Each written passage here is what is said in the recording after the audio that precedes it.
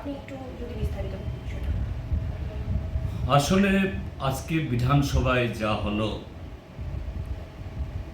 এটা যে একটা অভূতপূর্ব, নিন্দনীয় এবং বলা যেতে পারে ত্রিপুরা বিধানসভার ইতিহাসে এরকম একটা কলঙ্কময় অধ্যায় খুব কম দেখা গেছে। আজকে এই সপ্তম অধিবেশনের দ্বিতীয় দিন, 2025-26 ইংরাজির বাজেট গত শুক্রবার পেশ হয়েছে। প্রথা অনুযায়ী আমি বিরোধী দল নেতা,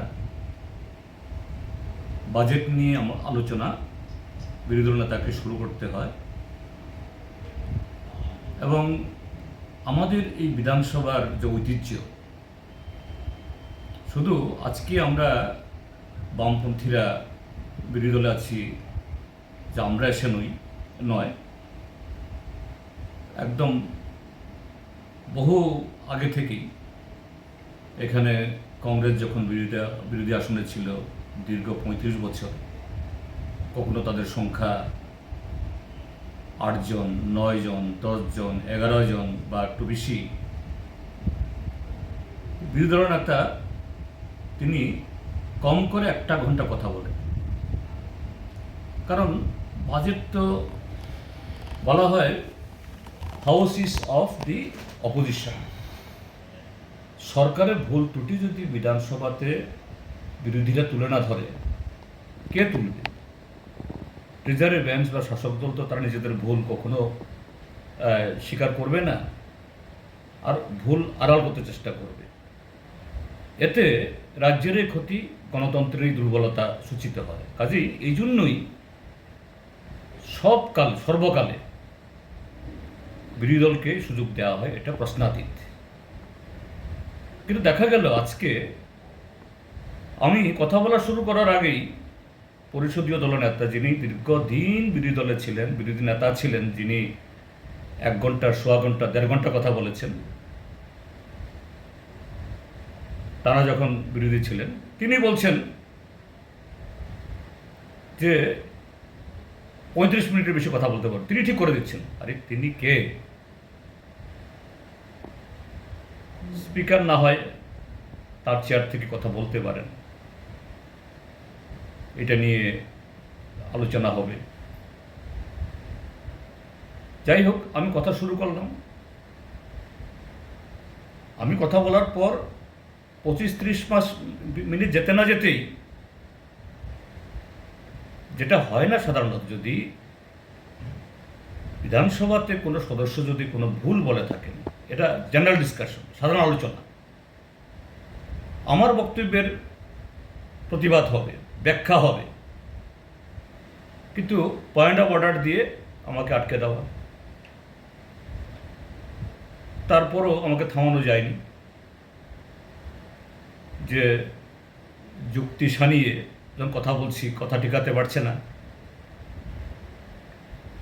তারপরে আরো অদ্ভুতভাবে মাননীয় অধ্যক্ষ উনি তার চেয়ার থেকে বারবার আমাকে ডিস্টার্ব করছেন, আর তাকে অনুসরণ করছেন গোটা ট্রেজারি বেঞ্চ।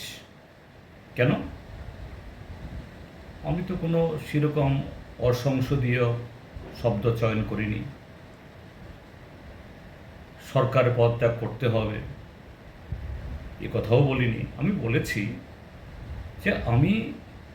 যে এই বাজেটের ভুল ত্রুটি কোন জায়গাগুলোতে, কেন এই বাজেট এই ত্রিপুরা রাজ্যের এই শ্রমিক, কৃষক, খেতমজুর, দিনমজুর, কর্মসংস্থান প্রার্থী, চাকরির প্রার্থী যুবকদের, তাদের জন্য এটা কোনো ধরনের যে আশার আলো দেখাতে পারছে না। সেই জায়গাতে জনগণের যে আকুতি, ত্রিপুরা রাজ্যের মাঠে ময়দানে মানুষের যা বক্তব্য, এবং আমরা সবাই জানি যে এই বাজেটে আহামরি, এটা অন্য দলও যদি সরকারে থাকে, আমরা যদি থাকি, আমরা 1 বছরে সব করে ফেলব। সম্ভব না, কিন্তু তার মধ্যেই যে বেস্ট পসিবল, ম্যাক্সিমাম পসিবল কি কাজ করা যায়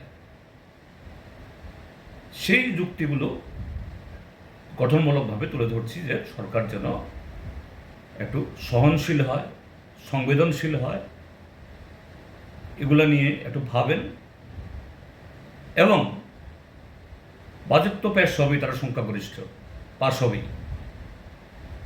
তারা এতে কোনো সংশোধন আনা যায় কি না, এখন হোক বা পরে হোক, তারপর তারা যোগ বিয়োগ অঙ্ক দেখিয়ে এবং নানা শব্দ চয়নের মধ্য দিয়ে ছলাকলা করে যে সমস্ত জিনিস মানুষকে ভুল বোঝার চেষ্টা করছেন, আমি এগুলো ভেঙে দিচ্ছি।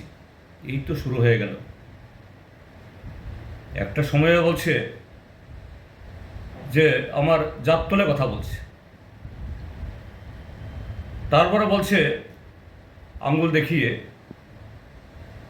যে সারা ত্রিপুরা রাজ্যের মধ্যে মাঠে ময়দানে নামতে দিইনি, এবার মেলার মাঠ অফিসে এখান থেকে তা বেরোতে না পারে এ করে রাখবো।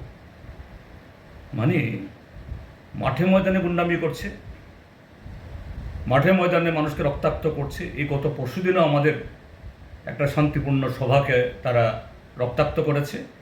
এখন বিধানসভার ভেতরে এখানে এসে মন্ত্রী ধমকাচ্ছে, মন্ত্রী অন্য কেউ না, এবং সবচেয়ে বয়োজ্যেষ্ঠ মন্ত্রী রতনলাল নাথ, যে জনবিচ্ছিন্ন হয়ে এই রাজ্যের গণতন্ত্রকে খতম করে একটা স্বৈরাচারী করার যে আজকে প্রচেষ্টা কায়েম হয়েছে, এটা কোন পর্যায়ে গেছে এবং কোন পর্যায়ে নিয়ে গেছে। কারণ এদের দুর্নীতি, অকর্মণ্যতা, প্রতিশ্রুতি খিলাফ একটার পর একটা তুলে ধরা হচ্ছে। কেন তোমরা এই হাজার হাজার শূন্য পদ পূরণ করতে পারছো না? কেন তোমরা 200 দিনের রেগার কাজ দেবে বলেছে, আজকে 50 দিন হয় না? কেন কর্মচারীদের 20-22% দিয়ে তোমরা দিতে পারছো না? কেন জিনিসপত্রের দাম তোমরা উঠতে পারছো না? কেন পঞ্চায়েত থেকে মহাকরণ অবধি সর্বত্র কমিশন ছাড়া কাজ হয় না? এই সমস্ত বলতেই এদের আর ধৈর্য নেই। গোটা প্রায় বিরোধী পক্ষ 2-1 বাদে এই বিধানসভাটাকে এটা যেন একটা বিশৃঙ্খল একটা জায়গায় পরিণত করার চেষ্টা করছে।